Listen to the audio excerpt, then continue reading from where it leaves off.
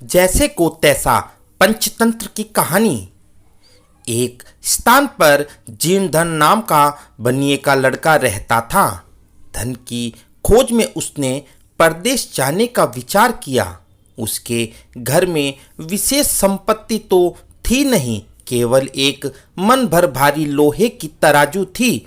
उसे एक महाजन के पास धरोहर रख कर वह विदेश चला गया। विदेश से वापस आने के बाद उसने महाजन से अपनी धरोहर वापस मांगी। महाजन ने कहा, वह लोहे की तराजू तो चूहों ने खा ली। बनिए का लड़का समझ गया कि वह उस तराजू को देना नहीं चाहता, किंतु अब उपाय कोई नहीं था। कुछ देर सोचकर उसने कहा, कोई चिंता नहीं, चूहों ने खा डाली तो चूहों का दोष है, तुम्हारा नहीं। तुम इसकी चिंता न करो।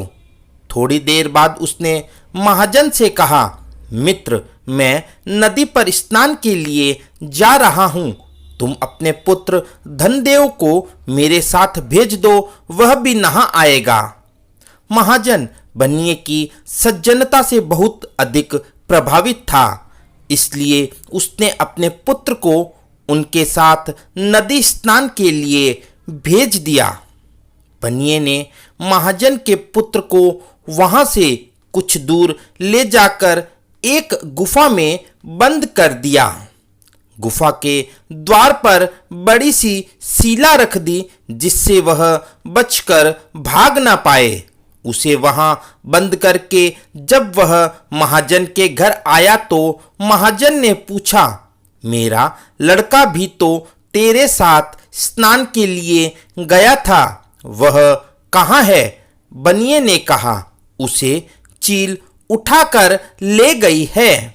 महाजन, यह कैसे हो सकता है? कभी चील भी इतने बड़े बच्चे को उठाकर ले जा सकती है?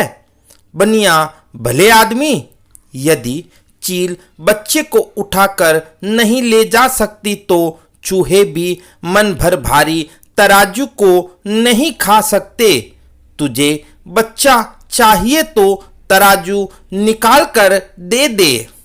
इसी तरह विवाद करते हुए दोनों राजमहल में पहुंचे। वहां न्यायाधिकारी के सामने महाजन ने अपनी दुख कथा सुनाते हुए कहा कि इस बनिए ने मेरा लड़का चुरा लिया है।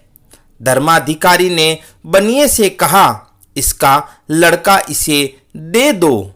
बनिया बोला, महाराज, उसे तो चील उठा ले गई है। धर्माधिकारी, क्या कभी चील भी बच्चे को उठा ले जा सकती है? बनिया, प्रभु, यदि मन भर भारी तराजू को चूहे खा सकते हैं तो चील भी बच्चे को उठाकर ले जा सकती है। धर्माधिकारी के प्रश्न पर बनिए ने अपनी तराजू का सब वृतांत कह सुनाया।